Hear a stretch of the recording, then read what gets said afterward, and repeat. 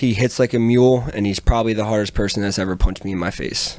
You know, Sean Brady says that he hits like an absolute mule. It's our boy, Body Bags, Joe Pyfer, making his return this time as a minus 200 favorite and taking a 9-2 record against GM3, Gerald Meerschaert, who at plus 160 is a guy who's basically been a serious staple of the middleweight division for a long time now. Like, at some point, we got to give GM3 his proper respect because one fact that I found interesting about this weekend is that if GM3 is able to secure a finish over Joe Pyfer this weekend, then he has the most finishes in 185 history. So that to me is something worth acknowledging for sure. But it's going to be tough to take out Body Bags, right? I mean, this is a guy who was the Dana White Contender Series staple, essentially saved that one episode where the B. Joe Pyfer moniker came to be. And since then, it's just been easy work domination, right? He went through Ozzy Diaz in that fight, and then after that, he got to debut against Alan Amedovski. He was like a minus 500, minus 600 favorite, and proved to the odds makers that those odds were deserved with an easy work, light work finish in the first round. But that was against Alan Amedovski. It was a guy who loves to be fed to UFC contenders and loves to get slept by them. So to me, this is a huge step up in competition. GM3, who has all these wins, has all these finishes. Most recently, he got that beautiful finish over Bruno Silva, aka Blindado, and Blindado looked absolutely lost and confused in that one. But I think a lot of that was a testament to the skill set that GM3 had surprised him with. And of the last five, Meerschaert has only dropped that one fight. It was unanimous to Christoph Jocko, who is a guy who has a lot of UFC wins. And before they picked up some pretty solid wins, right? And a lot of it was a similar story with a late finish, right? The Dustin Stoltzfus contest where GM3 was kind of getting bodied throughout those first two rounds, but gets the YOLO sub in the third, and then kind of did the same thing to Mahmoud Muradov, where he started slow, was losing, but managed to survive and got a second round finish in that one. So my question to you, Meat, is one, who are you going with? Are you taking Joe Bodybags Pyfer, your boy, over GM3? And if so, do you think that Bodybags is going to be able to get a finish over GM3? Because the later fights go, GM3 starts to get better and better, and we haven't seen Bodybags Pyfer in a third round in like 5 years. So if he can't get that finish, how do you envision this fight going, and who you taking? Yeah, this is such a great matchup. This is a big level test for Body Bags because yeah, GM3 he's fought a lot of tough guys and he's been looking great lately. Other than that one little loss, but he's still looking in that fight versus Chaka. But man, I kind of see it where he like you said, Dustin Solfus he was getting bodied, but then he gets that late round sub, and I think Body Bags is going to knock out GM3 to another dimension or get subbed brutally in the third round with the upset. And the reason is that's a GM3 special. He getting bodied by the body bag and then gets a YOLO sub somehow. It's like, what? He somehow always pulls it off because he just has that weird YOLO factor and great gas tank. He's not that explosive. He's not that strong. He's not the best grappler. He's not the best submitter. But he kind of has a very good sense of all of it and great reserve gas tank. He seems to always have enough gas in the tank even when he's tired to finish it off, to finish those chokes off or the submissions. And these guys, they hurt him and they deplete everything, and somehow GM3 always survives. Unless it's Hamzat, he always survives. So it really comes down to, will Joe finish him KO, or will he gas out or not get the finish right away and possibly get submitted in the third round because he's gassed. GM3 takes a lot of damage, can wear it all, but man, it's a tough fight for both these guys, really. But I think Joe Pyfer is that guy. I think he's got that explosive power. If you've seen his highlights or watched his previous fights, he's got one punch knockout like Hamzat, possibly even scarier. So I think GM3 gets slept the first round. If it gets to the third round and Body Bags is winning, I will be, clenching slightly because you just never know in that third round. That's when GM3 shines. GM round 3 for GM3. It's kind of his signature thing.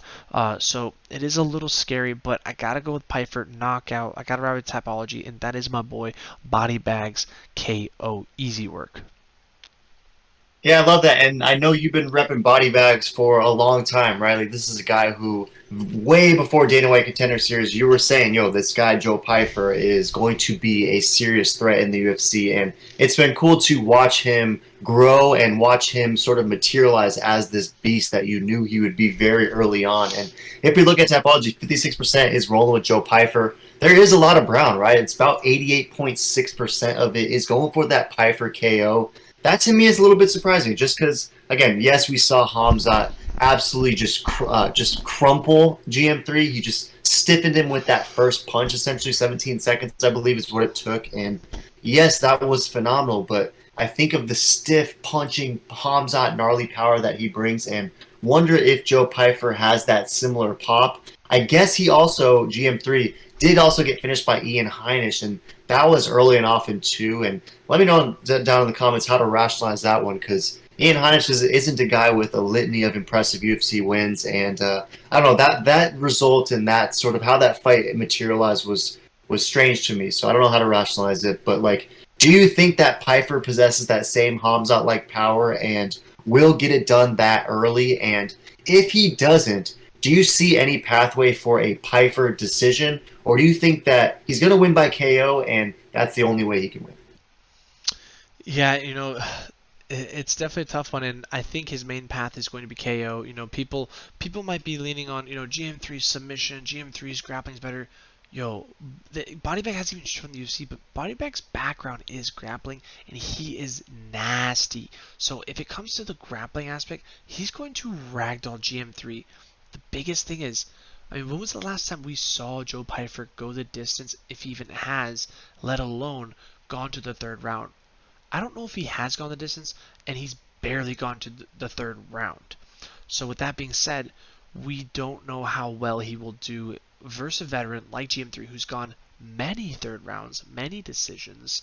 And if he outgrits it, Bodybag could need to get over some adversity in this fight and really come out on top, which that's what I'm thinking he's going to do, but you just don't know till they do it. I'm a big fan of him. He's got that KO power. He should get it done first round. But if he doesn't, it'll be a big statement on where he is. Is he the next hype train? Can he take out Bo Nickel? I see him calling out Bo Nickel and stuff. Or is this a good stepping stone of like, okay, that's where that gatekeeper is. I need to level up higher. Because sometimes you just don't know the level you're at till you fight someone and get smoked, and you get a little humble pie, and then you become, you evolve and become an absolute savage. So it's gonna be very interesting, very fun fight, but I think he can get it done. No, and 100%, sometimes you don't know how good of a fighter you are at the middleweight division until you fight GM3, right? Like, there is no quintessential levels test than Gerald Meerschaert. So it's a great test. It's a great opportunity. I'm curious to see if he can go the distance, and if GM3 is able to weather the storm early, what that means for Pyfer in rounds 2 and 3. And to answer your earlier question again, 2018, one time Joe Pyfer went to a decision at CES 52, and he won a unanimous decision over someone who is not great, but it's his only decision win, and in that fight, it's the only time he's ever seen a third round, too. So it's a lot of early and often finishes for Joe Pyfer, or he's getting finished early and often via YOLO slams by Dustin Stoltzfus, where he snaps his arm. Just absolute bad luck. And speaking of Dusty Dinkelman, Dustin Stoltzfus, a great reason why MMA math is sometimes inflated, because, again, Dustin Stoltzfus was kind of bodying GM3. GM3 ultimately gets the third round submission over him. Dustin Stoltzfus, meanwhile, technically has a TKO victory in the first round over Bodybags Pyfer. So, and always important to analyze the context in how this MMA math is sometimes designed, so to speak. But I don't know, Meat, you brought up a great point earlier. You talked about how well-versed GM3's game is, and I don't know. I love Joe Pyfer. Been repping him with you, not since the start. You definitely turned me on to him, but I got to go GM3 in this one, Meat. And I hate to pick against the homie Bodybags. Hopefully he doesn't put me in a body bag, but I just think GM3 is going to be able to survive that first round, and as a result, Pyfer is going to arrive to the second round very wide-eyed, very confused as to how this guy is still across from him, and from that point forward, I see GM3 just hitting some takedowns, being able to control Pyfer on the ground, and ultimately just out leveling him and teaching Pyfer an absolutely valuable lesson. Because once you spend some cage time with GM3, win or lose, you're going to emerge as a more seasoned and more impressive fighter nonetheless. So I'm going to go with GM3. I like him. I like your idea of a late sub or maybe even a decision. So if I play this at all, it might just be a sprinkle on the round 2 Meerschaert finish, round 3 finish, and maybe even a little bit on the decision, because I can see it getting slow and ugly late, and Pyfer being skilled enough to at least survive and lose a decision. But again, if Pyfer comes out and starts him in 30 seconds like Hamzat did, like Ian Heinisch did, then I'm down, and I'll be sold on maybe Bo Nickel next, because that to me would be a pretty fun fight if he goes through GM3. Any last thoughts? No, 100% agree. It's going to be interesting. Throw in the comments who you take a GM3 or body bags.